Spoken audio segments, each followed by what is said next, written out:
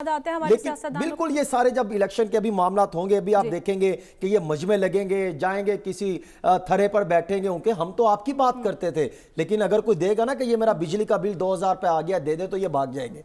और फिर क्या होगा जब ये इक्तदार में आते हैं, तो फिर भी आप देख लीजिए क्या है, इक्तदार इज इक्वल टू आ जाता है माइनस गरीब कर देते हैं, बयानिया को उड़ाकर रख देते हैं, मंशूर को साइड पर रख देते हैं, अवामी मफादात को नजरअंदाज कर देते हैं, फिर होता है माल बचाओ, खानदान बचाओ, बदले लो, शहनशाहत को प्रोटोकॉल इंजॉय करो, फिर जो है वो लपेट लो, बैरून मुल्क चले जाओ, दौरे करो, 75 रुकनी कैबिनेट बना लो, फिर ये उसकी तरफ फोकस कर लेते हैं। आज आप देखें, मैं सिर्फ आपके सामने रख रहा हूं कि इनके बयानिए, इनके नारे और आइंदा आने वाले दिनों में इनका मंशूर आएगा, उसमें इनके अल्फाजों की खूबसूरती देखिएगा। हसन साहब आपकी तरफ आऊँगी। जिस तरह से बिलावल साहब ये कह रहे हैं और जिस तरह से उन्होंने कहा कि ये ना हो कि नवाज शरीफ साहब दोबारा कहे कि मुझे क्यों बुलाया गया, फिर इस तरह के वो नारे लगाएं, फिर उन्होंने महंगाई का मलबा जो है उन्होंने नून लीग पर डाल दिया। हालांकि 16 माह में वो भी हुकूमत का हिस्सा रहे हैं, मज़े लूटते रहे हैं, और अब इस तरह से ये जो महंगाई का मलबा सिर्फ नून लीग पर क्यों, पीपल्स पार्टी पर क्यों नहीं? देखें, बुनियादी तौर पर दोनों सियासी जमातें जो हैं, जिसमें बिलावल भुट्टो जरदारी साहब हों, मौलाना फजलुर रहमान साहब हों, या मुस्लिम लीग नून के कायद मियां मोहम्मद नवाज शरीफ साहब, या 16 माह की हुकूमत के प्राइम मिनिस्टर, जिसे हम चीफ प्राइम मिनिस्टर कह सकते हैं क्योंकि वो काफ़ी सारी सियासी जमातों के प्राइम मिनिस्टर थे, शहबाज शरीफ साहब हों, वो कोई भी अपनी परफॉर्मेंस की बात नहीं कर रहा। और मुझे ऐसे लगता है कि आज के कागजात नामजदगी का आखिरी रोज़ था, अगर ये परफॉर्मेंस पर बात करने लगेंगे तो शायद जितने बड़े ये तुरम खान सियासतदान हैं, ये लगभग कोई 20-22 के करीब बनते हैं, ये तमाम की जो है वो जमानतें जब्त हो जाएंगी, क्योंकि जो परफॉर्मेंस की तो बात कोई नहीं कर रहा। वो कहते हैं, एक कहता है मुझे क्यों नहीं काला, एक कहते हैं मुझे क्यों नहीं डाला गया, मुझे क्यों नहीं लाया गया, एक दूसरे के खिलाफ जो है वो बयानिए आप अंदाजा कीजिए, ना मंशूर की बात कर रहे हैं, ना कोई परफॉर्मेंस की बात कर रहे हैं, ना अवामी मफाद की बात कर रहे हैं, ना ये बात कर रहे हैं कि उनके दौरे हुकूमत में शरह नमू की जो तरक्की थी वो -0 पर जो है 0 समथिंग पर पहुंच गई थी, ना वो इसकी बात कर रहे हैं कि उनके दौरे हुकूमत में बेरोजगारी किस हद तक बढ़ गई थी, ना वो इस हद तक की बात कर रहे हैं कि उनके दौरे हुकूमत में लोगों को इस तक बेरोजगार कर दिया था कि वो बैरून मुल्क जाने की तरफ जो है वो फोकस करने लगे, ना वो इस चीज की बात कर रहे थे, ना वो ये बात कर रहे थे कि वो अपने हलकों के मसाइल पर बात कर सकें। वो बात किस चीज की कर रहे हैं कि हम आएंगे तो हम उसका एहतसाब लेंगे, हम आएंगे तो हम फलां बयानियां अपनाएंगे, एक दूसरे की बात कर रहे हैं। बिलावल भुट्टो जरदारी साहब आज तो ये बातें कर रहे हैं। मैं हमेशा एक बात करता हूं कि ये तमाम के तमाम अफराद जो है PDM 2 का एक पार्ट है, जिसकी इनिशियल स्टेज का आगाज हो चुका है, जिसमें आस्ता आस्ता बढ़ती चले जाएंगी। इक्तदार का नशा जो है, हवसे इक्तदार जिसे मैं ये कहता हूं, जिसको लग जाए वो खत्म नहीं होता, वो चाहे जाने देते भी हैं, जाने लेते भी हैं, और आवाम को बेवकूफ भी बनाते हैं। ये इक्तदार है। देखे ना, इक्तदार का एक फार्मूला जिसको मैं कभी कभार मैं रखता होता हूं कि इक्तदार का फार्मूला क्या है। रियासत जो है उसकी बात करते हैं, पहली बात हम रियासत के साथ हैं, हम मुल्क के वफादार हैं। गुर्बत की बात करते हैं, अपना एक नारा लेकर आते हैं, हम गरीबों के साथ हैं, उनके भट्टों पर भी जाना, उनके साथ बैठना भी, तस्वीरें भी खिंचवाना, और ये नहीं पता उनके घर के हालात क्या हैं, और फिर बयानिया और मफादात को सामने रखते हैं, मुश्किल को सामने रखते हैं। याद आते हैं हमारे लेकिन बिल्कुल ये सारे जब इलेक्शन के अभी मामला होंगे, अभी आप देखेंगे कि ये मजमे लगेंगे, जाएंगे किसी थरे पर बैठेंगे उनके, हम तो आपकी बात करते थे, लेकिन अगर कोई देगा ना कि ये मेरा बिजली का बिल 2000 पे आ गया, दे दे, तो ये भाग जाएंगे।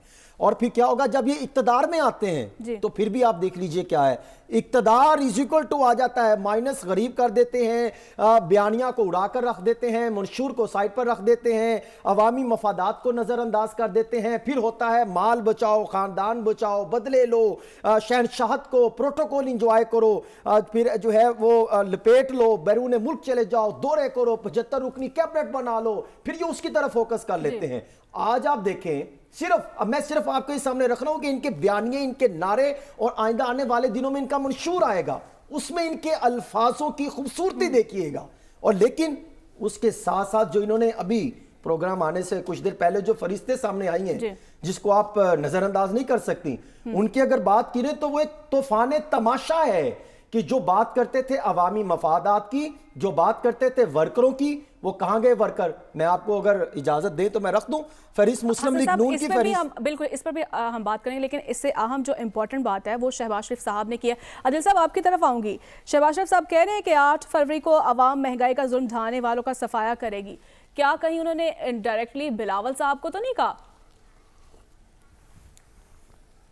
मुझे तो शक है वो अपने खिलाफ ये बात कर रहे हैं। देखें, जो वो कहते हैं हमने IMF से मदद लेके मुल्क बचाया था।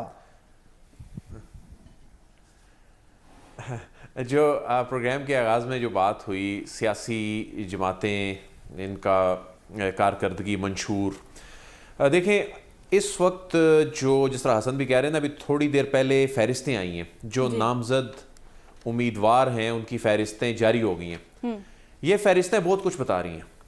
ये जो बड़े बड़े तुरम खान और ये बड़े बड़े जमहूरियत के चैम्पियन अलम बरदार और अवाम की अदालत में कहते हैं जी हम बड़ी दलेरी के साथ जब पेश होने जा रहे हैं, आ जाए जिसने मुकाबला करना है। ये 5-5 हलकों से डर के बड़े बड़े नामों ने 5-5, 6-6 हलकों से अपने नामजदगी फॉर्म जमा करवाए हैं। किस चीज़ का खौफ है?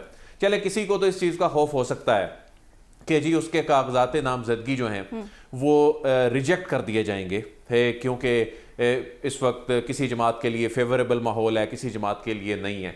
लेकिन जिनके लिए फेवरेबल माहौल है वो 5-5, 6-6 हलकों से क्यों जमा करवा रहे हैं और क्यों कौमी खजाने को करोड़ों रुपए का नुकसान जो है वो एक एक बंदा वो पहुंचा रहा है? किस चीज़ का खौफ है? अगर इतनी आपको कॉन्फिडेंस है अवाम की अदालत में जाने का, तो आप क्यों अपने दूसरे जो आपके वर्कर्स हैं उनका भी हक मार रहे हैं कि नहीं है हमें खड़ा हो लेने दो, आपको बाद में देख लेंगे, हम तो पहले जीत जाएं, सीट तो एक ही रखनी है। लेकिन इसका मकसद क्या है? तो ये खौफ है, ये बता रहा है कि अवाम की अदालत में जाना है। तो ये जो कह रहे हैं महंगाई के ताने एक दूसरे को दे रहे हैं, इनको सबको पता है कि जब इन्होंने जाना है 8 फरवरी को तो इनके साथ क्या हो सकता है। अच्छा, अब देखें अभी तक जो सिचुएशन है बड़ी दिलचस्प है।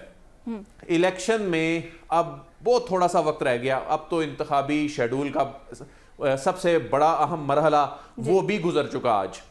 लेकिन कारकर्दगी पे कोई बात करने को तैयार नहीं है।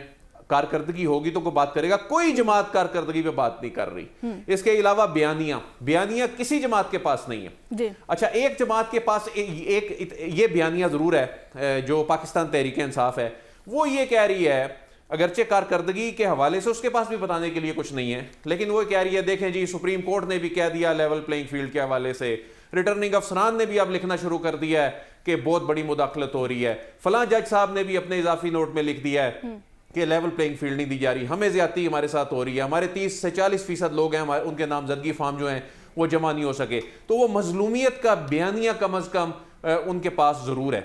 लेकिन नून लीग को तो समझ ही नहीं आ रही। वो कभी एहतसाब की जानिब जाते हैं, फिर वहां से यू टर्न लेते हैं, फिर वो जाते हैं 2017 में, वहां से बात नहीं बनती, 1997 में चले जाते हैं। तो आज के दिन की और आने वाले वक्त की ना तो कोई बात कर रहा है, ना किसी के पास एक्शन प्लान है। ये जिन मुल्कों की मिसालें देते हैं, वहां पर जब इंतखाबात होते हैं, वहां पर इंतखाबात में अगले एक्शन प्लान की बात होती है, फॉरेन पॉलिसी क्या होगी उस पर बात होती है, हमारी जो इकोनॉमी की तरजीहात क्या होंगी उस पर बात होती है। इन मुल्कों में हमारे जो डोमेस्टिक जो इंटरनल इश्यूज हैं उन पे बात होती है। अफगानिस्तान का इतना बड़ा इशू है, ये इतना बड़ा इशू है, ये और कोई मुल्क होता, कोई ये मगरबी मुल्क होता, तो वहां सबसे बड़ा ये जो अफगान मुहाजिरीन को यहां रखना है नहीं रखना, इनके हवाले से क्या पॉलिसी होनी है, इस पे बात हो रही होती।